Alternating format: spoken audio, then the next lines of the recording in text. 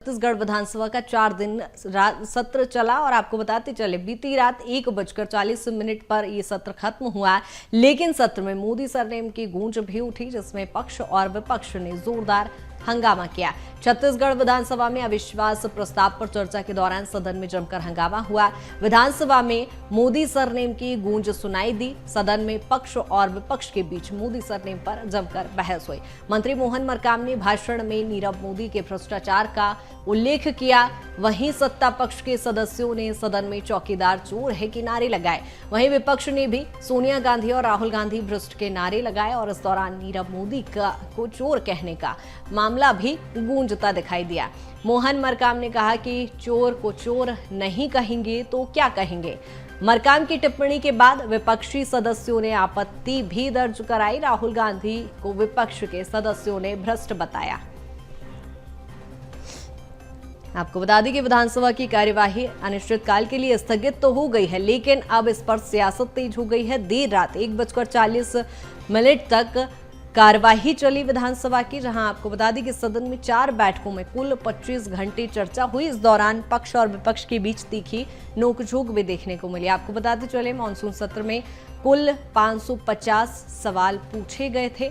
सदन में मोदी सरनेम पर जोरदार बहस भी देखने को मिली। आपको बताते चले मंत्री मोहन मरकाम ने भाषण में नीरव मोदी के भ्रष्टाचार का उल्लेख भी किया। और इसी पर ज्यादा चर्चा के लिए रायपुर से दामिनी हमारे साथ जुड़ गई हैं। दामिनी, क्या कुछ जानकारी? जिस तरह से हमने देखा सदन की कार्यवाही रात 1:45 बजे तक चली है, गहमा गहमी के बीच ये कार्यवाही रही, ऐसे में सियासत कितनी तेज? देखिए, आपको मैं बता दूं, विधानसभा मानसून सत्र का कल जो था वो आखिरी दिन था और कल जो है 1:30 बजे तक, मतलब 1:40 तक जो ये कार्यवाही है वो चली है, जहां पर 150 सवाल जो विपक्ष की ओर से लगाए गए थे उनके जवाब जो है सत्ता पक्ष के द्वारा दिया गया। इसके साथ ही दोनों ही पक्षों में काफ़ी जो नोक-झोंक है वो देखने को मिली। इसके साथ ही विपक्ष ने काफ़ी जोरदार तरीके से हंगामा करते हुए सत्ता पक्ष को घेरने का पूरा प्रयास जो है वो किया। आपको बता दें कि अलग अलग मुद्दे को लेकर जो विधानसभा है वहाँ पर चर्चा हुई है, चाहे वो मोदी के सरनेम को लेकर हो, चाहे वो भ्रष्टाचार को लेकर हो, चाहे वो तमाम विषय जिसे लेकर विपक्ष जो है वो कहीं ना कहीं सत्ता पक्ष को घेरते नजर आई है। आपको बता दूं कि नियमितीकरण की मांग को लेकर हो, चाहे जो स्वामी आत्मानंद जो स्कूल था उसको लेकर जो टिप्पणी की गई थी कि लगातार उसे स्कूल को जो है स्वामी न शब्द लगाने को लेकर भी छत्तीसगढ़ की विधानसभा मानसून सत्र में ये बहस जो है वो देखने को मिली, जहां पर मुख्यमंत्री भूपेश बघेल ने काफी जो एक तरह से नाराजगी है वो जाहिर की। इसके साथ ही आपको बता दें, लगातार विधानसभा सत्र मानसून सत्र का जो 4 दिन निर्धारित किया गया था उसे लेकर जो विपक्ष था लगातार हमलावर होते नजर आया था, जिसके बाद कल 1:30 बजे तक ये कार्यवाही जो है चली है। उस पर भी जो घोषणा पत्र है, जो एक तरह से आरोप पत्र जो तैयार किया गया था 109 बिंदुओं को, उसे लेकर जो चर्चाएं हैं वो हुई। और इस दौरान जो मुख्यमंत्री भूपेश बघेल है उन्होंने बोला कि जो आरोप उन्होंने लगाया उसका एक भी तथ्य उनके द्वारा नहीं दिया गया है। मतलब सत्ता पक्ष ने साफ तौर पर यह बात कही है कि विपक्ष की ओर से भले ही कितनों भी आरोप लगाया जाए लेकिन उसका एक भी तथ्य जो है उनके द्वारा पेश नहीं किया गया है। लेकिन छत्तीसगढ़ के मानसून सत्र के साथ ही छत्तीसगढ़ में जो एक तरह से सियासी घमासान है वह भी शुरू होते नजर आ रहा है, क्योंकि कहीं ना कहीं दोनों पक्ष जो है वो आमने सामने हो गए हैं अलग अलग मुद्दों को लेकर, चाहे वो सड़क के गड्ढों को लेकर हो, चाहे वो तमाम ऐसे मुद्दे जिसे लेकर विपक्ष जो है सत्ता पक्ष को घेर सकता है, उन सभी मुद्दों को लेकर गर्मा गर्मी का माहौल जो है विधानसभा सत्र में भी देखने को मिला। अब जो है सियासी घमासान अब विधानसभा के बाहर भी देखने को मिल रहा है, जहां पर अब विपक्ष जो है एक बड़ा आंदोलन भी करने वाली है और राजधानी की जनता के बीच में अलग अलग मुद्दों को लेकर वह बीच में जाना चाह रही है, ताकि आगामी चुनाव में इन्हीं मुद्दों को एक बड़ा जो है बनाया जा सके। इसके साथ ही इसका चुनावी असर जो है वह भी लाया जा सके। बिल्कुल दामिनी, सदन की कार्यवाही में लेकिन हमने एक चीज देखी जो गहमा गहमी इस बीच रही। पक्ष विपक्ष की ओर से तीखी नोकझोंक दोनों ही ओर से देखी गई, लेकिन व्यक्तिगत मुद्दे भी कहीं ना कहीं सदन में गरमाते नजर आए। मोदी सरनेम की गूंज भी सुनाई दी। चुनाव पे इसका कितना प्रभाव देखने को मिलेगा? देखिए, आपको बता दूं कि छत्तीसगढ़ में जो है बीजेपी की सरकार नहीं है, जिसकी वजह से लगातार यहाँ पे कई ऐसे मुद्दे हैं जो बीजेपी की ओर से उठाए जा सकते हैं। अगर हम बात करें राहुल गांधी की, तो बीते दिनों भी जो एक तरह से मोदी को चोर कहने वाला जो वाक्य था, उसको लेकर विपक्ष ने काफी हमलावर तरीके से सत्ता पक्ष को घेरा था। इसके साथ ही जो राहुल गांधी के ऊपर टिप्पणी जो है विपक्ष की ओर से की गई थी, उसे लेकर जो सत्ता पक्ष है उन्होंने विपक्ष को घेरा था। मतलब साफ जाहिर है कि राहुल गांधी और प्रधानमंत्री नरेंद्र मोदी के ऊपर जो भी टिप्पणियां हो रही है, उन दोनों ही मुद्दों को लेकर आमने सामने जो विपक्ष है और सत्ता पक्ष है, दोनों ही नजर आ रहे हैं। अलग अलग मुद्दों को लेकर जो बहस है वो लगातार किया जा रहा है, चाहे वो मोदी सरनेम को लेकर हो। और मोदी सरनेम पर जो कोर्ट का फैसला आया था, उसे लेकर भी छत्तीसगढ़ में बड़ा जो आंदोलन है वो देखा गया था।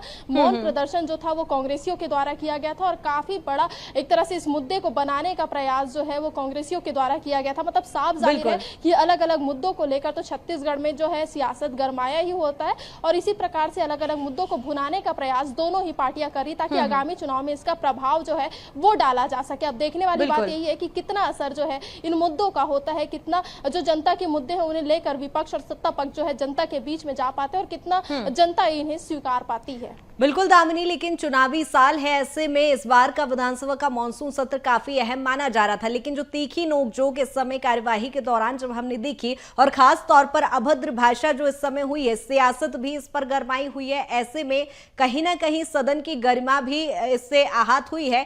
और अब क्या लगता है जो मुद्दे इस समय सदन में उठे हैं, क्या वो चुनावी मुद्दे भी रहेंगे?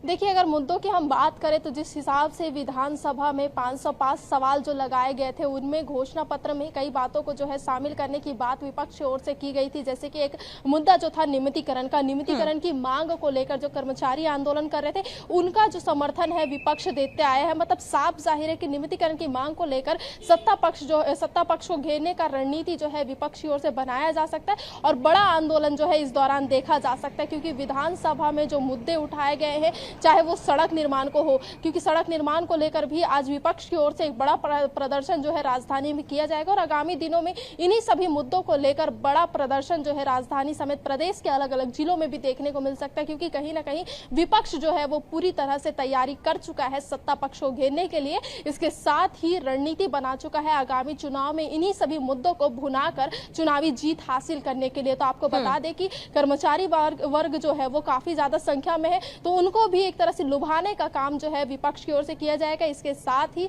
जो पीएससी में घोटाला हुआ था, चाहे वो नग्न प्रदर्शन युवाओं के द्वारा किया गया था, मतलब साफ जाहिर है कि युवाओं को साधने का प्रयास भी जो है वह भी विपक्ष करेगा। मतलब साफ जाहिर है कि पीएससी घोटाला समेत तमाम ऐसे तथ्य जिसको लेकर विपक्ष आरोप लगाते आई है, उन सभी मुद्दों को लेकर सत्ता पक्ष को घेरने की रणनीति जो है विपक्ष बना सकता है और आगामी 2023 की रणनीति के साथ इन्हीं सभी मुद्दों को लेकर घेरते हुए चुनावी जीत का जो जंग है वो लड़ते नजर जो है विपक्ष नजर आ सकता है। और अब देखने वाली बात यही है कि इन्हीं सभी मुद्दों को भुनाने का जो प्रयास है कितना सार्थक हो पाता है, कितना इसका चुनाव में असर हो पाता है। बिल्कुल दामिनी, जो मुद्दे आपने गिनाए, कहीं ना कहीं विपक्ष इस बार हर मुद्दे को भुनाने की कोशिश तो कर ही रहा है, लेकिन जो 109 बिंदुओं का आरोप पत्र विपक्ष की ओर से तैयार किया गया था, लेकिन सदन में हमने लगातार देखा कि राष्ट्रीय नेताओं को लेकर जो बयानबाजी की गई है उसमें कहीं ना कहीं ये मुद्दे फीके पड़ते नजर आए हैं।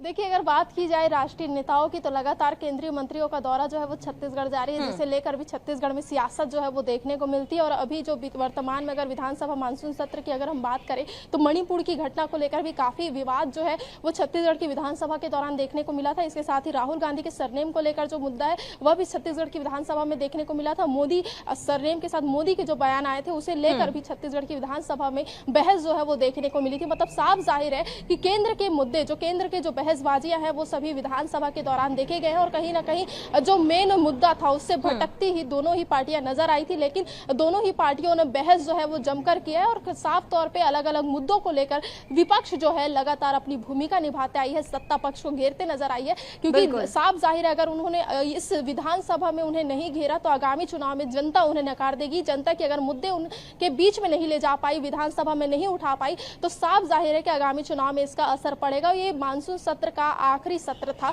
जिसकी वजह से भी विपक्ष जो है वह काफी आक्रोशिक रूप से जो सवाल जवाब है वो करते नजर आई, बयानबाजी वह करते नजर आई। कई ऐसे बयान थे जो विपक्ष की ओर से दिए गए थे, जिस पर भूपेश बघेल समेत जो अध्यक्ष है उन्होंने भी नाराजगी जाहिर की थी। लेकिन साफ तौर पे जाहिर यही होता है कि विधानसभा मानसून सत्र के दौरान जो मुद्दे हैं उनसे कहीं ना कहीं भटकते हुए तो नजर आए। बिल्कुल दामिनी, यानी चुनावी साल है और सियासत छत्तीसगढ़ में इस समय तेज देखने को मिल रही है। बहुत शुक्रिया तमाम जानकारी के लिए। जिस तरह से हमने देखा कि विधानसभा के मानसून सत्र की कार्यवाही तो खत्म हो गई है, लेकिन छत्तीसगढ़ में सियासत काफी तेज हो गई है। फिलहाल रुकेंगे एक छोटी सी ब्रेक के लिए, जल्द हाजिर होंगे।